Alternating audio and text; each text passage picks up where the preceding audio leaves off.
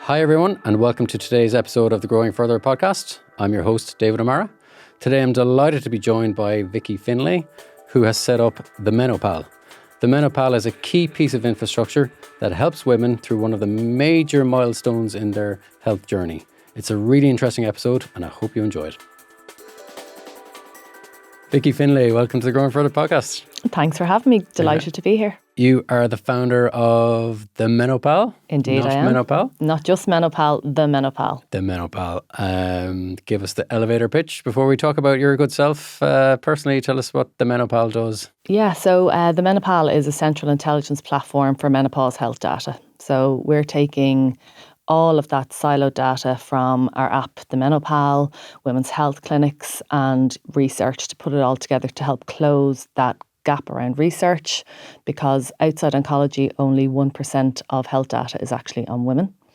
But hold on. Yeah. Outside of oncology, so your cancers, yes. Only 1% of health data is on women. Exactly. So it means that because of, it was actually the thalidomide scandal that actually caused that. So it was all going great up until that happened. For people who are not familiar with the thalidomide scandal. Yeah, so I read about it recently. So yeah. So that was in, I'm not sure, it was late 60s, early 70s, where women who had really, really bad morning sickness were given a pill to help them with it, but it caused thalidomide, which is poor children were born without limbs.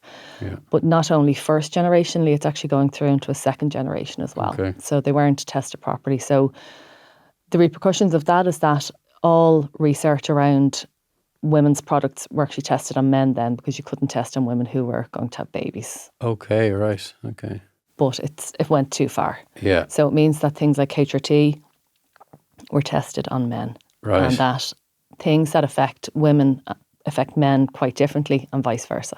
Okay, so often often is the case when there's a horrendous thing happens, the reaction goes too far the other way. Exactly. And now and now we have nothing. That's kicking up loads of problems. Exactly. So that's a kind of more, overview, big kind of tech overview. But actually, the MenoPal app is really, really important and how that helps and supports women day to day. Okay, so that's a huge meaty area you've gotten involved in. So we'll bring it back a little bit to talk about yourself and what got you to this point and onto this path. So you're a teacher by training. Yeah, I was a computer teacher for years. I worked in primary schools and secondary schools. I went out to work with women in the community, women and men in disadvantaged communities, just to give people those IT skills that they needed. Now, this is kind of back in the 90s, like kind of late 90s. Windows 95 kind of stuff. Before that, I remember during, 1999 even, I remember going out to schools and doing sort of an update with floppy disks so that the Y2K bug wouldn't get them, Yeah. Don't know what I was doing, but I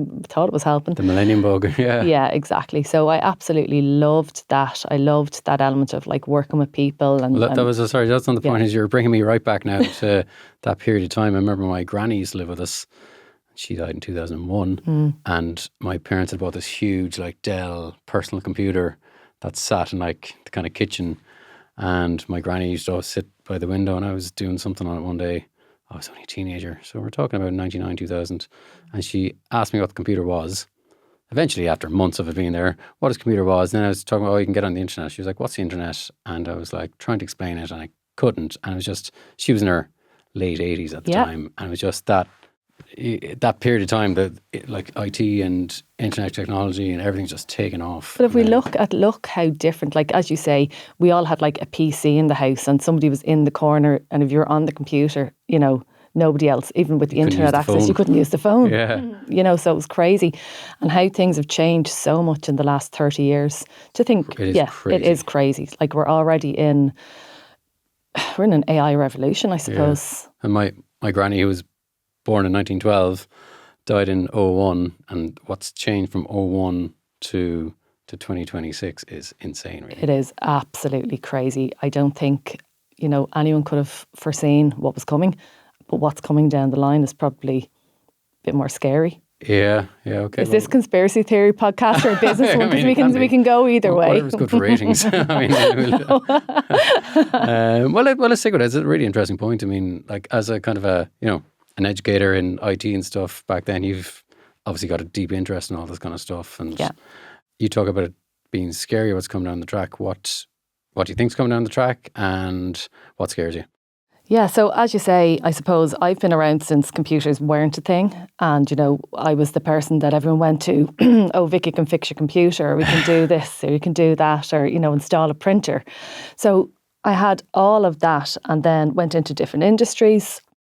But to answer your question, I think we should be all very afraid, because I think there's a lot is already developed that we actually don't know about. Yeah. So if we can already generate the likes of videos that we cannot tell if they're real or not, or images we cannot tell if they're real or not, that gets a bit scary as well. Yeah. I think sometimes if we go back and look at some episodes of Black Mirror, they're actually foretelling the future. So it's, life imitating art or art imitating life. So which is it? And I guess it's the whole thing of, all you need is that little seed of doubt or cast a little aspersion. That can be damaging enough if you kind of compound that.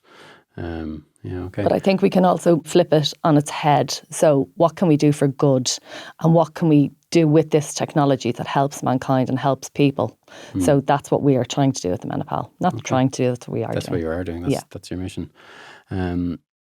And were you always keen on being a teacher, or just kind of something that I very naturally went into? I think I'm kind of a naturally helpful person that likes sharing knowledge and helping people to understand things as well. So I think after that then I started a fashion distribution company, which is totally different. Okay. But I do like to have challenges. While you were teaching? Well, yeah, kind of just, so myself and my husband, my co-founder, his background is IT security, again, installed the internet in lots of Ireland and worked in IT before it was a thing, and we're securing banks and military and government and all of that kind of thing. So I suppose bring us into the 20th century. Yeah, to bring us where we are now, exactly. But essentially, the fashion distribution company was kind of something, look, have fun, brought brands into Europe, brought women's products into Europe, things like the Diva Cup, things like... looking for brands that weren't available in Ireland. Exactly, and brought them all around Europe. So not only Ireland, so we did, a nice warehouse and fashion distribution company, and basically had, our showrooms in Fashion City. And it was great. We had a great lifestyle. We did trade shows, buying, selling, all of that stuff. You learn a lot about business. That's a tough business. And you learn how tough it is, and that's why I'm not in it anymore. Well, you're quite stylish, if you don't mind me saying. So is that just, okay, I'm interested in this, so let's try. I suppose it was, but it's, and I suppose sometimes the side hustle grows into your main business, which did happen there, but you have to know how to run a business, how to actually look at your metrics, look at your unit economics, look at your, your taxes, your buying, your selling, how to deal with people. So you learn so much. And cross-border stuff as well. Absolutely, like complexity. Brexit was huge, and then it was obviously the pandemic as well. So it killed fashion, really, Really, and not many companies survived, and if they did survive, they had to really adapt as well. Companies mean you're smaller independent? Yeah, some of the bigger ones went as well, like completely went. But like if you were a dress brand, so we had a very big dress brand from the US that people wore to weddings, we had A-list celebrities wearing it. And then it's gone like overnight because nobody is going out to weddings or to parties or anything like that as well. But then what happens then... Everyone is in their tracksuit bottoms and their hoodies and all. Exactly. And then you flip things on its head. So that, as an entrepreneur, I think that's what you have to do. So you have to look at what you have and what you can make from it as well. So we started a growth marketing agency to help people, to help ourselves, number one, and to help other people grow their brands online with their ads, with their email, with, copy or creative, all of that stuff is because we knew how to do it. So started to do that as well. Okay, interesting. Let's stick with the fashion kind of industry a little bit. You talked about a bit of foreign travel and trade shows and stuff, and trade shows, Tanya, being at them, are not glamorous at all. It's a slog. They are not glamorous. You're literally like up at the crack of dawn. You are dragging your boxes around and, putting up your hangers, and you're talking to people day in, day out. Now, that's great if you're getting orders at these trade shows. Yeah. But if you are sitting there and you're not getting orders, it is just mind-numbing. And it's awful because you spend so much money on them as well. Yeah. And there was a huge cultural shift as well around them that years ago it used to be, the kind of early 2000s, kind of mid to say 2010s, the persona of the buyer was an older lady generally who wanted to come out and feel the fabrics and talk to the, the people she was buying from. But that all changed then when the newer generation came in, and they essentially were happy to buy from a line sheet, could do some stuff through email, didn't need to actually come to a trade show because they could see the expense as well. And would that imply that they're less interested in the quality or the product? Or no, because I think sometimes they might be able to go out and see the product in store. They'll do, they're just kind of going out, they kind of think a bit more laterally. Right. And they can order a sample, and try stuff out. And so in that business, you obviously, it's a logistics business, it's a retail business. Exactly. But how important was to be kind of getting something unique product-wise or fashion-wise or being ahead of the game, if you know what I mean? Totally. So being ahead of the game. And all that. Exactly. And, we were around before Instagram was a thing. Right. So, I remember being at a trade show, we had a footwear brand called Jeffrey Campbell, and it was the hottest, coolest footwear brand. They had these big Lita shoes, and they were like 9-inch heels on them, and it was huge. But you could put a post up on Instagram and have 10,000 likes in no time as well. But you had to be, as you say, predicting trends, looking what people were looking for. And sometimes we were a little bit too early. I remember we had 1 or 2 brands that were huge globally, but then you tried to bring them to Europe and it was like... Doesn't translate. But like 12 months later, everyone is wearing them. So you have to kind of hit the timing. And that's something I'll talk about, I suppose, with the MenoPal as well, how important timing is. But it was huge in fashion. So from your kind of, let's say, computer technical background, that kind of work, is that more an eye for a trend or is that more data driven, or was it, or should it be? Both. You have to be a bit of both. So you have to have your eye on what's going, but you do have to look at your metrics as well. So that's a good funny mix of skill sets that might not always overlap to be able to do both. Absolutely. It really is. So that business is no longer going, but you had good fun and learned a lot through it. Absolutely. And has Instagram the world, did made that all a lot of more difficult?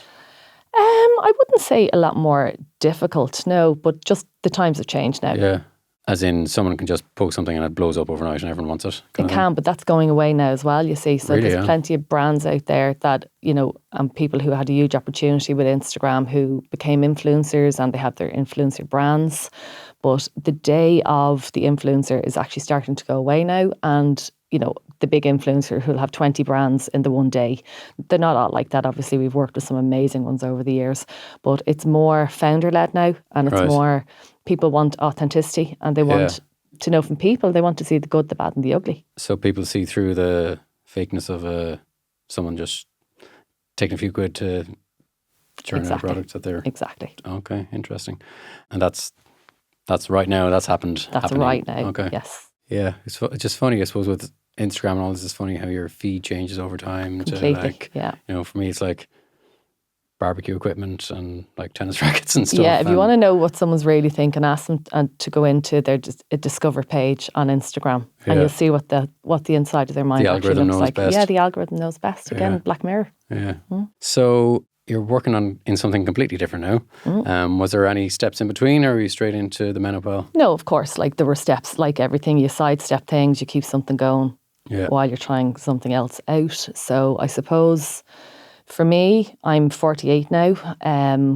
When I was like 44, I started to get some symptoms that I wasn't too sure exactly what they were. So started to kind of feel a bit fuzzy in the head, not being able to concentrate as much, was having some random pains. A lot of people think that like menopause is this thing that happens to women in their like 50s or 60s. They don't realise that perimenopause can start from 35. Okay. And what that means is that you're in the transition between your ovaries fully working and beginning not to work. So, and to be fully when all of your eggs are gone, okay? Yeah. So I suppose for a woman in her late 30s, 40, can be trying to conceive, freezing her eggs, and still be perimenopausal. Yeah. And there's a lot of symptoms that come along with that as well. So for me, the worst one for me was that I started bleeding so heavily that I actually couldn't leave the house it was about 3 months. Wow. People don't realise, they think it's just you're going to stop bleeding, but actually women get things like fibroids and loads of issues. And honestly, you think you're the only one until you start talking to women about it, and then every second woman has had some sort of a similar experience or knows someone who had.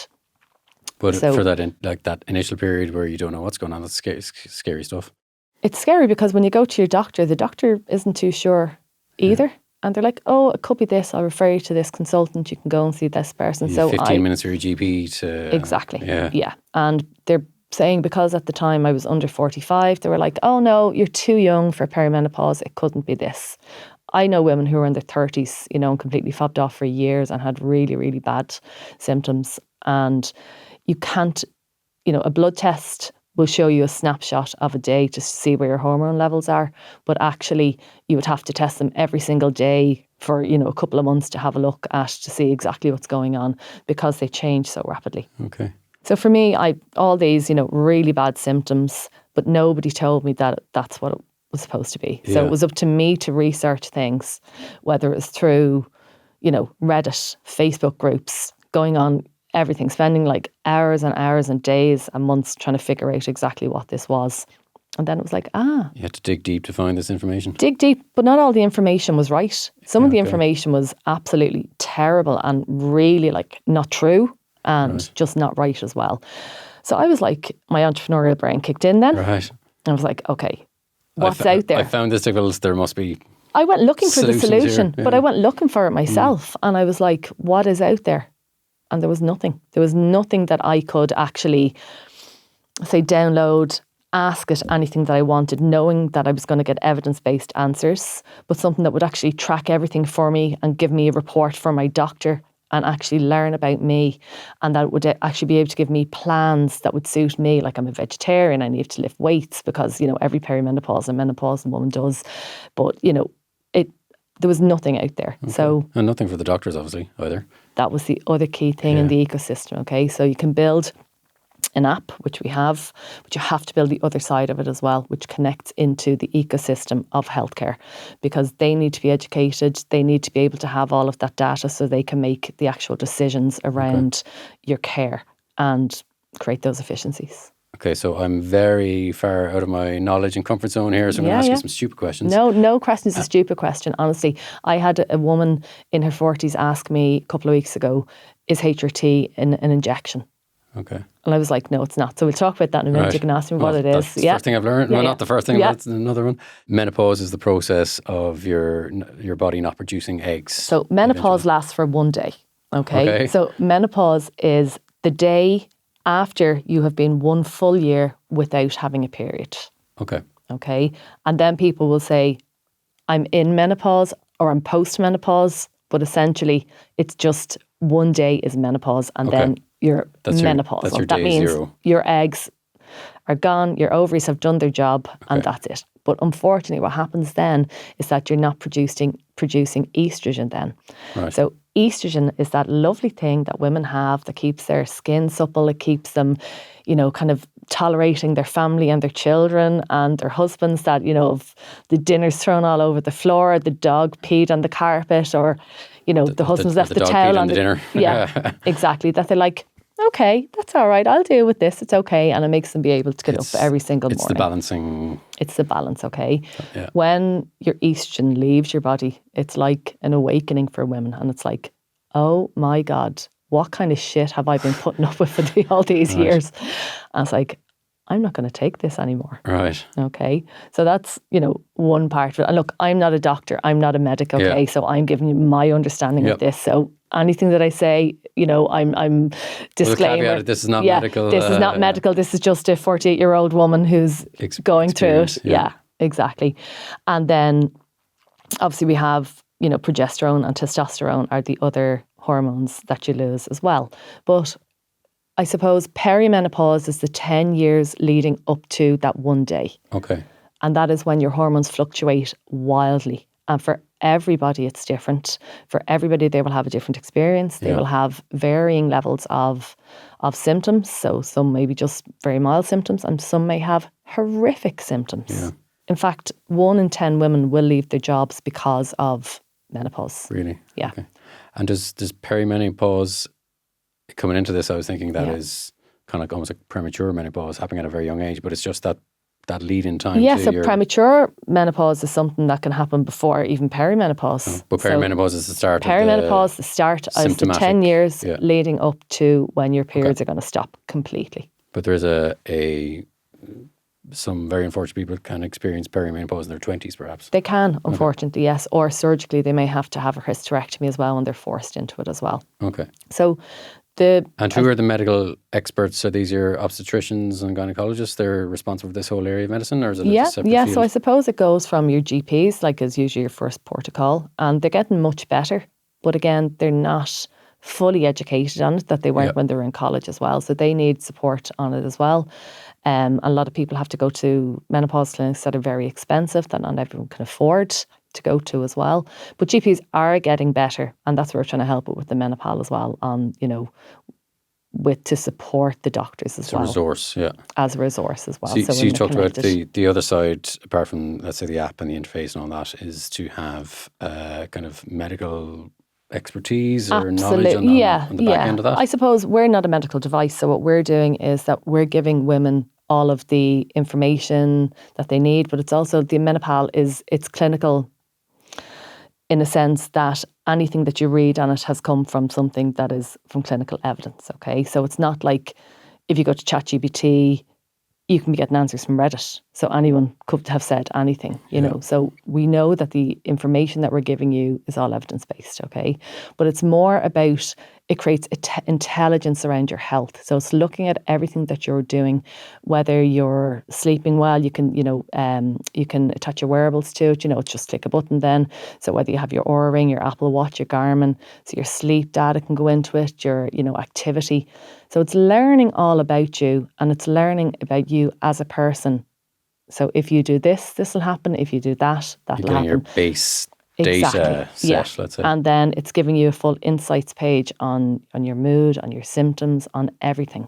Okay. So it's really, really helpful. And that means then you can either generate the one-page report for the GP, or else they can link into it from the other side securely, and they can actually look at all of that data as well. Okay, so let's say I'm a mid-40s woman and I start experiencing these symptoms.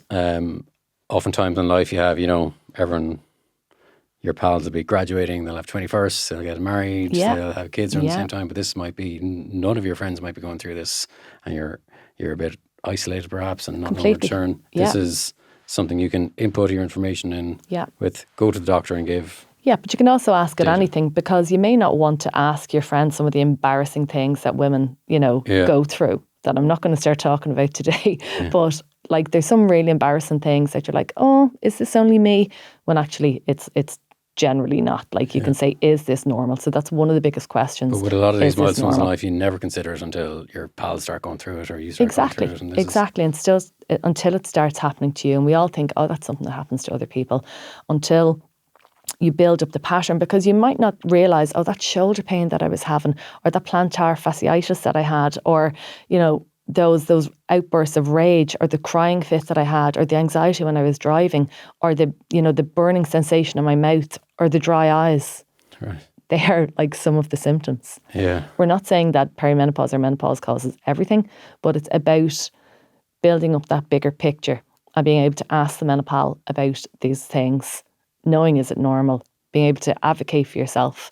I suppose to be able to track, support and validate. And validation was the number one thing from all of the research that we did over years, essentially, was women wanted to be heard, and they needed to be taken seriously and validated, and to know that they weren't going mad. Yeah, you're not alone. This isn't something crazy out there, because your mind can go to strange places when that vacuum of information is there. It really, really can. You think there's something really, really wrong with you, but talking about these things leaving your body, all of these hormones leaving your body, it's really important that women know that they're not alone, but actually we have to be proactive about our health. Yeah. Because what happens during menopause is that a woman's health falls off a cliff. With men, it's a bit different. It's more like a gradual decline, like a ski slope. And they lose testosterone and they go into andropause. We can talk more about that later. Please do, yeah. It's a new phrase I haven't heard before. But essentially with women, it's menopause, the time when their health span and their lifespan starts to diverge from each other greatly. Okay, so you think about, so we all have a lifespan, whether it's 70, 80, 90, 100. That's your 150. Okay. Yeah. So that's your lifespan, okay? But think about it. Your health span is how long you stay healthy for during that time. Yeah, your quality of life. Your quality of life how agile you are, how your heart works, your brain, all of those things, okay? So ideally, we have a health span and a lifespan that are pretty much aligned, okay? That, there's no big difference. We're fairly healthy. You don't want to hang on for 20 years of poor quality of life. Exactly. Yeah. And that is what happens to women, because I want you to think about 2 women in your life that you love, okay?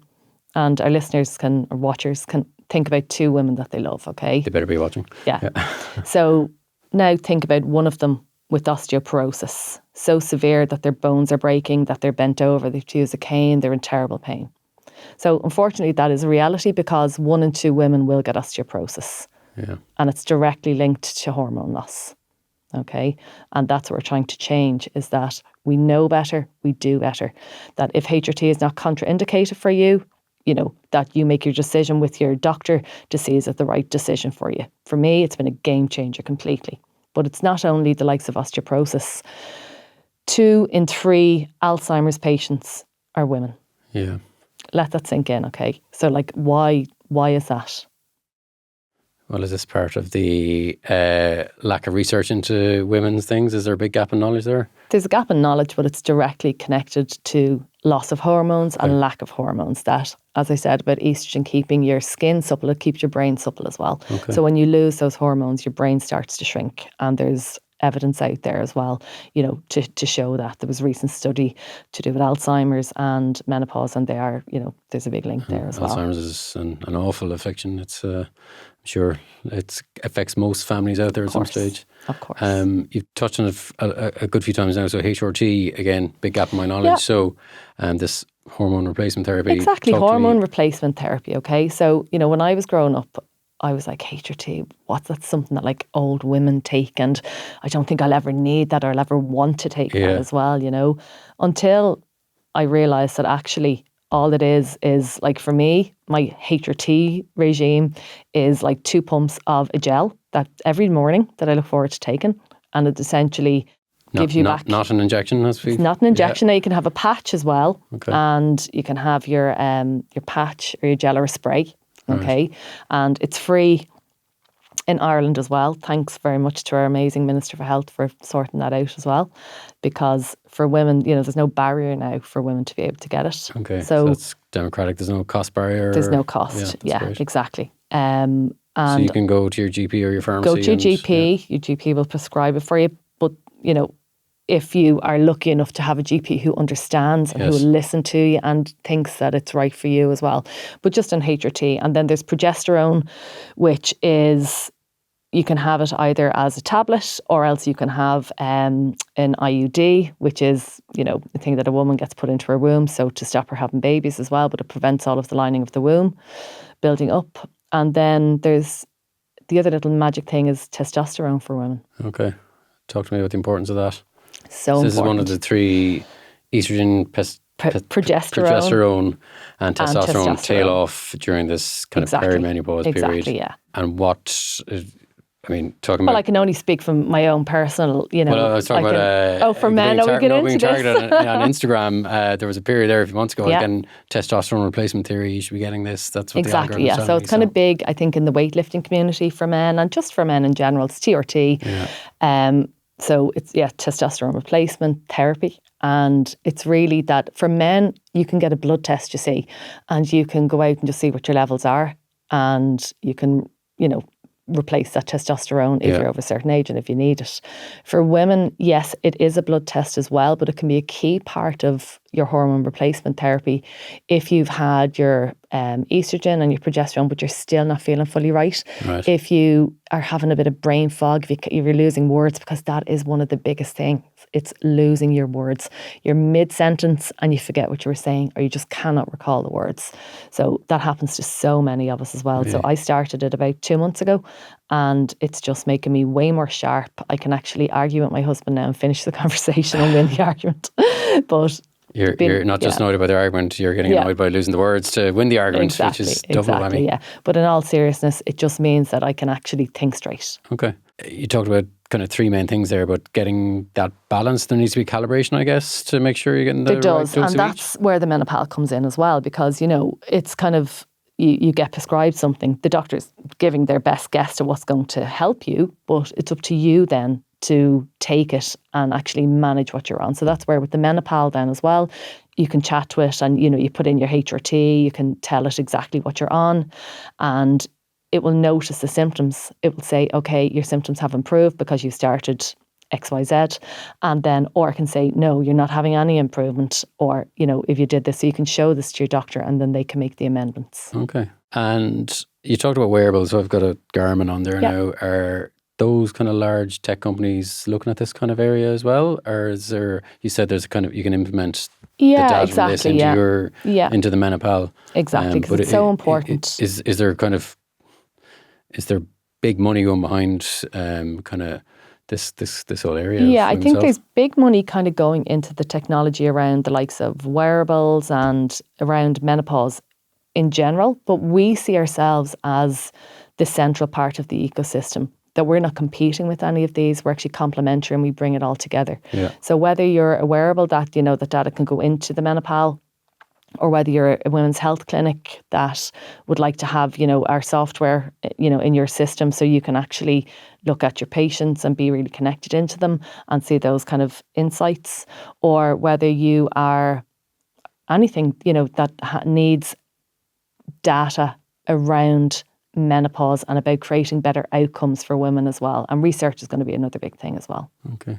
Well, it's interesting you talked about osteoporosis and, that vision of an older woman kind of being crippled and bent double. I talked to my dad, who's in his mid-80s, and he says you don't really see, when he was younger, you'd always see older people who probably weren't that old, 60s, 70s, literally bent over a stick. And he said I suppose the ease of getting hip replacements, knee replacements and everything, people are much more upright. They appear much younger than they would have 20, 30, 40 years ago. Absolutely, those lifestyle changes. This is another key part of that jigsaw, trying to keep people healthier for longer and not just kind of, fading out health-wise, but if you're going to be good health until and that's where the health span versus lifespan comes into it as well. I'm being really serious about male health as well. It started off kind of as a joke. People are like, oh, would you not do that for men as well? Obviously, women is our focus for now as well, but we are developing the MenoPal, which is for male andropause and for male heart health. And, really, men deserve it as well, but our focus is on women at the moment. Okay, so next uneducated question for you. What is andropause? Yes, so andropause just means... I was going to say menopause, but...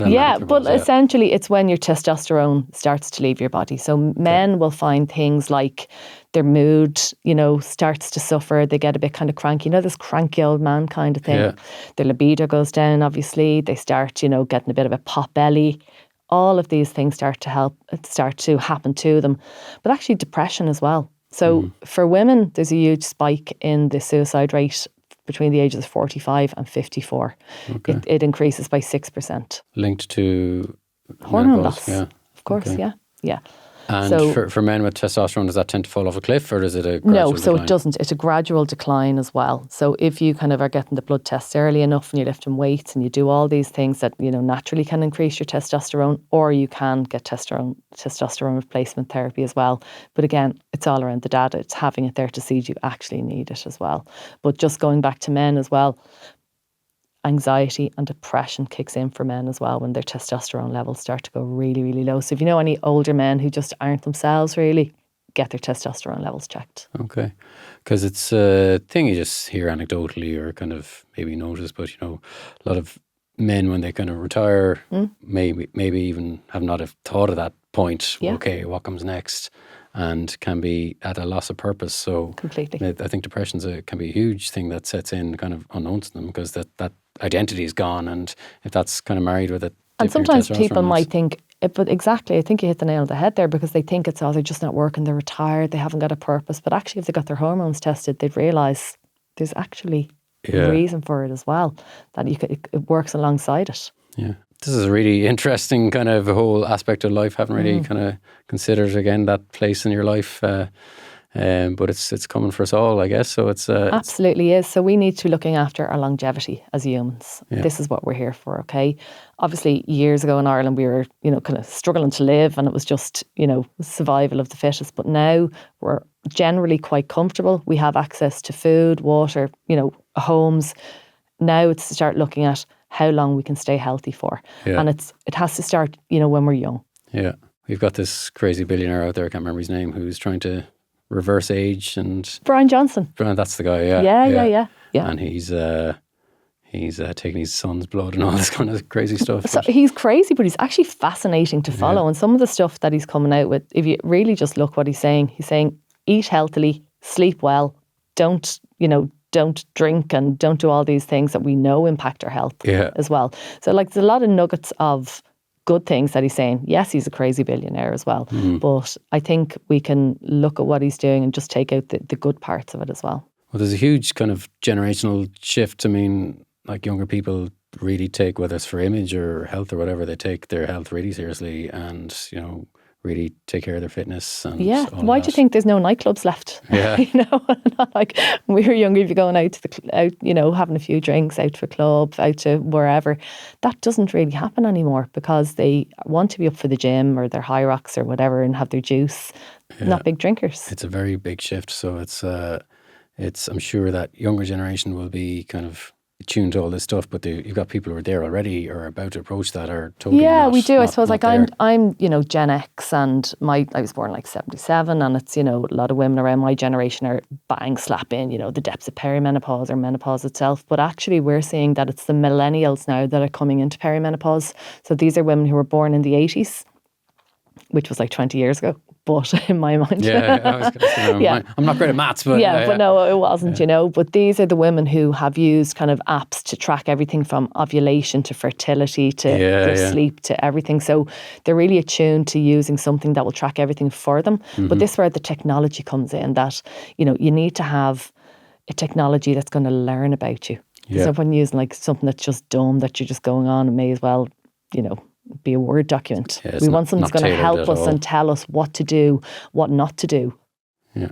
How far into this business journey are you? How many years? Yeah, we're 2 years in now. So okay. Congratulations. Thank you. So I suppose that is from, research, from product market fit to making sure that we're building what people want, because I see sometimes founders go out and they build something they think is the most amazing product in the world and then they bring it to market and they're like, why is no one buying this? Yeah.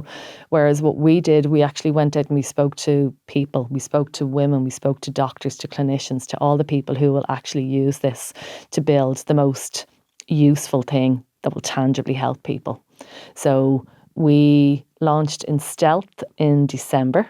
Okay. And, what do you mean by in stealth? Stealth as in not out like talking about it, promoting it, just to make sure, because when you launch a product, like you want to make sure everything is right. So, you're making a few changes, you're looking soft at what launch, people... Yeah. Or like friends and family or... Yeah, no, a bit more than that now, like a couple of thousand users okay. and, but not Well, how do you really get your first couple of thousand users?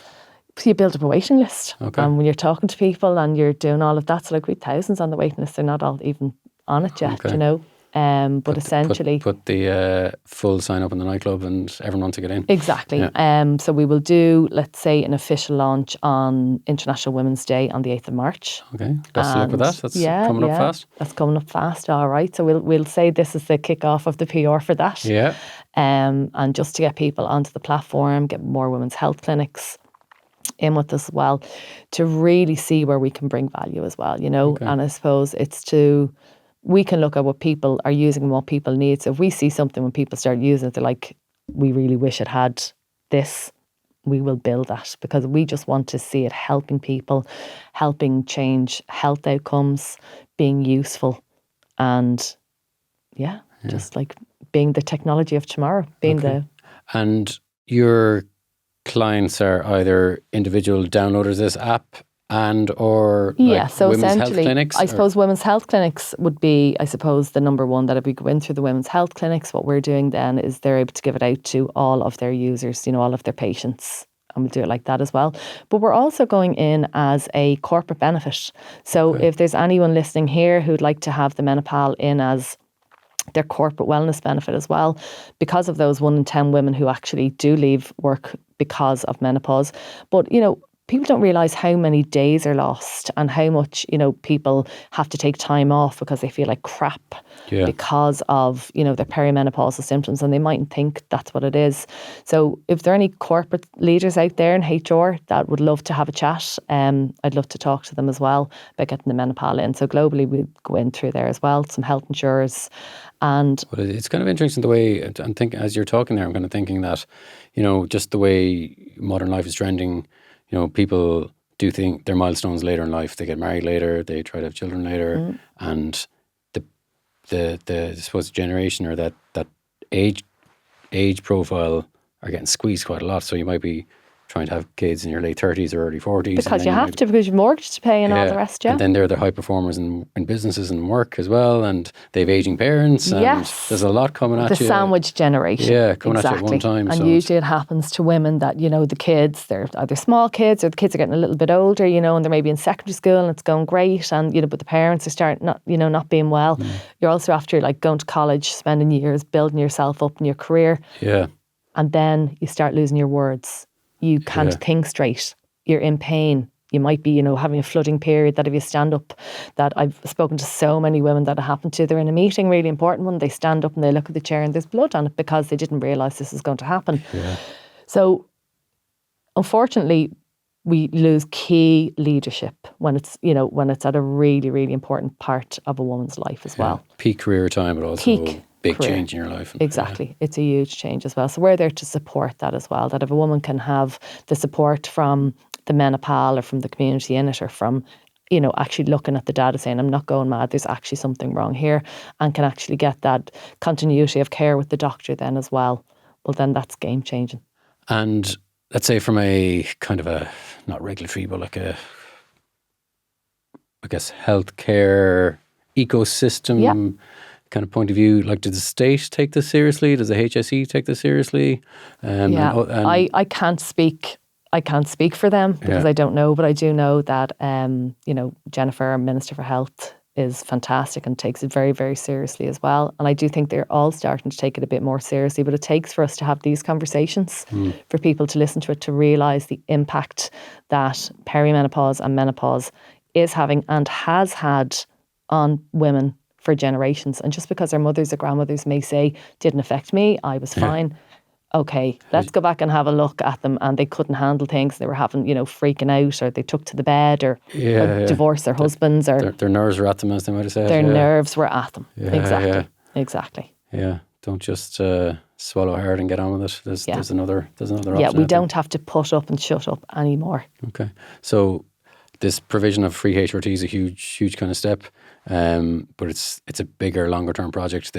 You're kind of educating again. You start off as a computers teacher, and now I am you're doing a lot of teaching, really. And that's, it does take to go out and talk to people and educate women about it, because some women don't understand, and educate men. Just have an awareness. Like, is there embarrassment to talk about these things? I was just about to say that. Yeah, there's like this taboo. Because the perception would be that women are more open with each other and their friends, and men would be like not talking about stuff. But they are more open. But the more you start talking about it, the more that people will come out. So it takes, again, conversations like this. But there is a taboo around it. But like years ago, you couldn't say the word period in front of your dad. You just couldn't say, be quiet, Don't embarrass your dad like that. Yeah, but like I have daughters as well now, and it's like no big deal at all. Yeah. It's just not a big deal. It's like a part of life. So I think that menopause and perimenopause is like that as well. And we've seen kind of big pushes on social media about it. More people are talking about it. So the more we talk about it, the better, because it's not going away. Yeah. And I suppose we have new things coming out now, like GLP-1s. So we have like the Mounjaro, Ozempic, Wegovy, all of that as well. So we have seen that a very high percentage of our users at the moment are on one of them. Okay. But we've also seen that it's affecting different things in positive ways a lot of the time.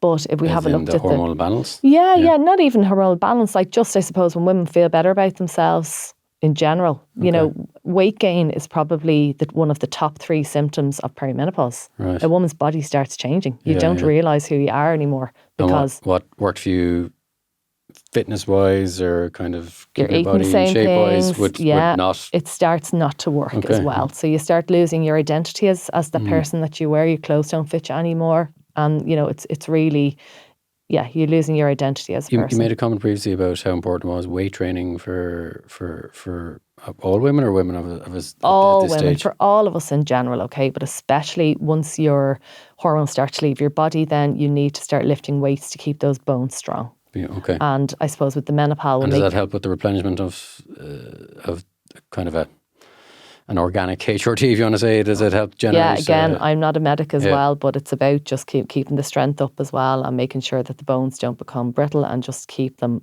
keep everything moving in your body as well. Okay, so that's a big part of the solution through the MenoPal. It is, and the MenoPal will make personalised plans for women, whether it's around, your exercise, your diet, anything about your lifestyle, just to really, really help you optimise your health. And you've said a couple of times you're not a doctor, you're not a medical professional. Where does that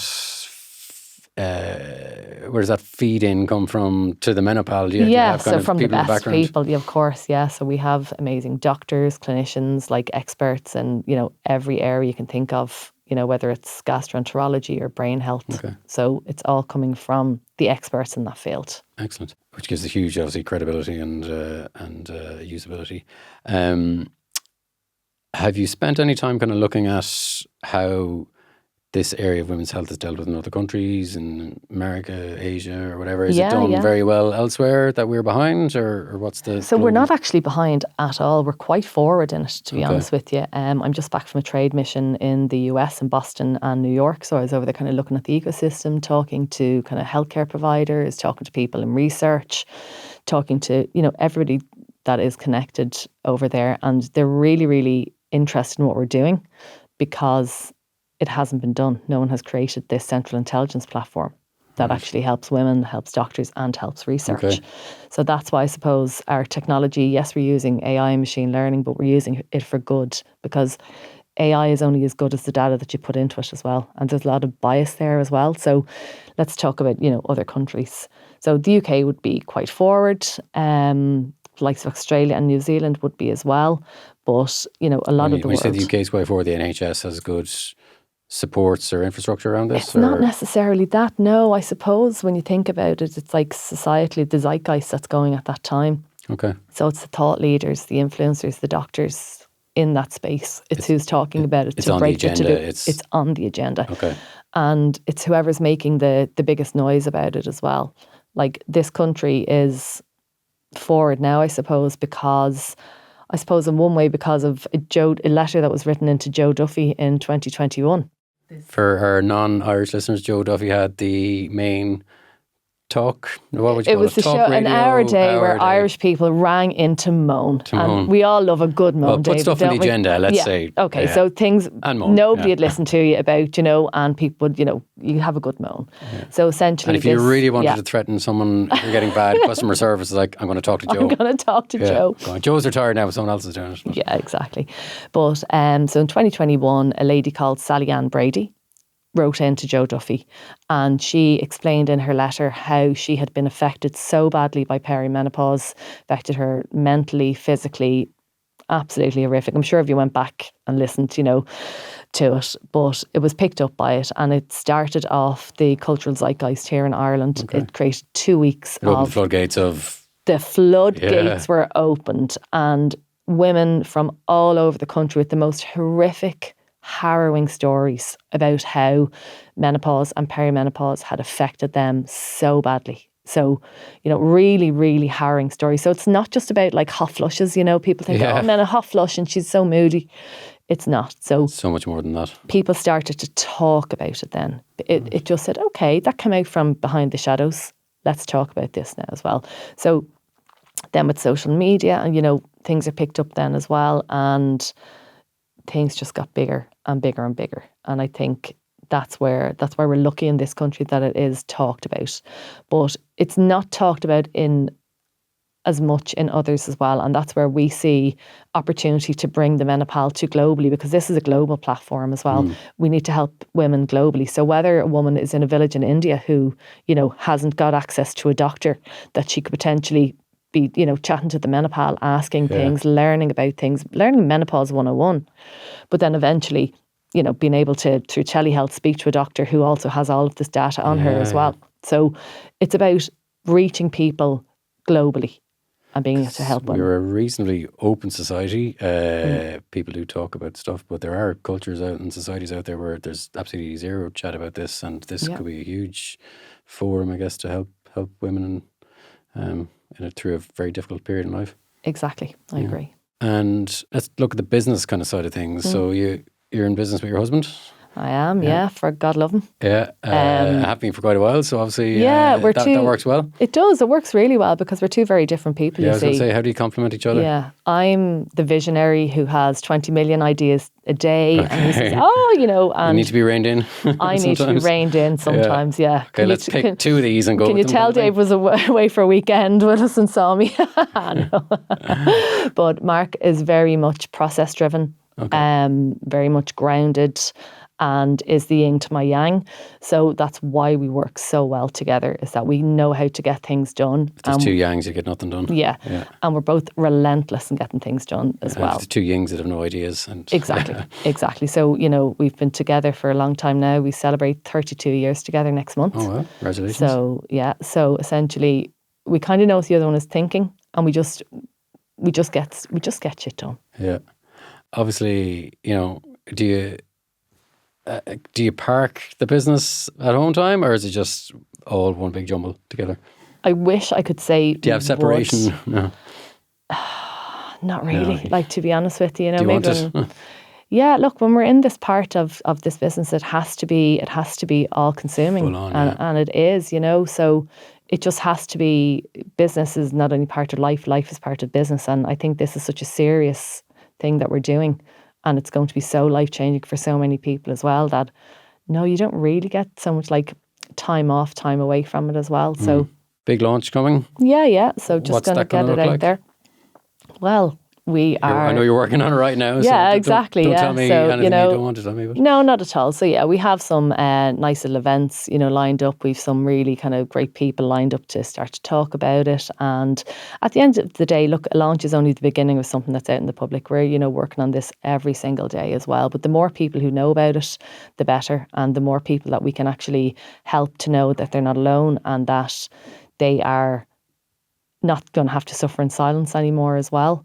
And that we can really help to begin kind of close that research gap as well, because that's so, so important. So you did your soft launch, or your stealth launch in December. You've had your couple of thousand users. Has your offering changed a huge amount from then to what will be out there in March? I wouldn't say a huge amount at all. I suppose we just some small things that we saw people really. The GLP-1s was such a big thing for us as well, though, having the tracker in there now as well. So we see a huge need for that as well. Okay. So not only can you go in and say track your symptoms or your GLP-1s or your Mounjaro or your Ozempic, you can actually ask the MenoPal about it as well, or you can it will do your personalised plan. But it also means that your doctor can track exactly what's happening and what's working and what's not working as well. And what do you think are going to be the big drivers of growth for this? Is it the Blackrock Women's Health Clinic is kind of near our office. Is it those kind of institutes, or is it insurance companies? So I think having the insurance companies and the corporates backing us are critical. Okay, really, really important. So I suppose if you look, the three rings of it, having the growth driven by the adoption of the people who want to look after their employees. It's employee first. We don't need to go into any system. It's they buy X amount of licenses and they just have it for their employees, and they can, the metrics will be, retention, less days off, less time off, people not leaving their job, And I suppose across healthcare, it will be the savings in women having to, have procedures done that were unnecessary, they were left too long. Or spend half the week going to get exploratory appointments, trying to get to the bottom of what's going on. Absolutely. Yeah. And then I suppose, clinics like the Blackrock Clinic or any of the, larger global clinics will be the huge driver for us as well, because that's really where you're going to have, they can upload historical data as well then. Oh, yeah. And we can see all of this, patterns globally, cross-populationally. So this is what we're looking at as well. So that's where kind of that's where after that research can happen as well. And we can, get cohorts of women who can opt in to say, look, we're going to do some research around women with breast cancer with HRT, because that's another, they can't take it because it's contraindicative. And even looking at women with neurodiversity, and when you go through perimenopause, you can be masking for years, the hormones are gone, and then it's, more prevalent. Okay. It's not that it wasn't always could be there. Whole other layers of complexity. There's so much. There's so much. Even when I was in the US as well, we've some partnerships coming up now across research, and it's mind-blowing some of the stuff that we're looking into that has the cross correlations. Okay. And you're 2 years into it. Where would you like to get to, in the next 2, 3, 4, 5 years? Have you got, you're an ideas person, do you have firm vision, goals in mind? Or is it just, let's get through the launch and see where this takes us? Well, but you always have to have a plan, because if you don't have a plan, what is it? You don't have a plan, you have a plan to fail. So essentially, yes, our short-term goals are to officially launch, get, well known out there as, number one, an app that women can go to actually, be, track, support, validate, but actually be known as the global ecosystem and the global infrastructure for menopause health data, because it needs to be brought together. It needs to be taken out of the silos of the clinics and the hospitals and, the women, and actually to be analysed and made into that predictive intelligence, so that research can look at and go, okay, this is what needs to be done. This is what's going on. And this is how we change the future trajectory of women's health. When you think about it, women's bodies go through a hell of a lot, from teenage years when they're dealing with, periods and developments, and to, contraception can be quite a difficult thing for women. And then, okay, now I want to have a baby, and that might be fertility treatment into menopause. So do you think there's development opportunities at all stages of the life for women? I suppose when you look at, menopause is the other end of puberty. So, you go into puberty, and that's when the hormones all flood into your body. So you get spotty and moody and all these things. And a woman's going into menopause and she's getting spotty and moody and, same thing. I suppose it's not that, our niche is hormonal data, okay? Yeah. So I suppose menopause is a huge wedge of hormonal data, but that we would collaborate, let's just say, maybe other people who do other things as well. So, we're not trying to boil the ocean here. We're not trying to do everything as well. We're very specifically trying to help women who are going through perimenopause, and then it will be men going through andropause as well. So be very happy if we can do that part, but we will definitely have partnerships. Yeah, very, very exciting. Well, there's huge opportunity for this. And as you said, it's a global issue. I mean, there's half the people in the world are women, and 1.2 billion women right now are menopausal or perimenopausal. And growing old is growing old is a privilege. Some people aren't lucky enough to get there, but it brings with it a lot of challenges. So if you can help people along that way and make it a smoother transition, that's got to give you great satisfaction. Absolutely. Well, look, that's what we're going to do, and we've already started. So, Vicky, congratulations on your success to date. Really best of luck with the launch, and can't wait to see what happens over the next couple of years. Thanks for having me on, David. Thanks a million for coming in.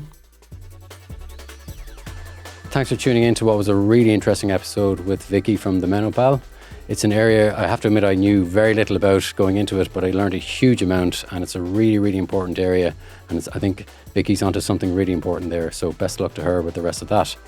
If you want to find out more about Growing Further, check out our website, growingfurther.io. And there's lots more podcasts to be found wherever you do get your podcasts and on YouTube. Thanks very much.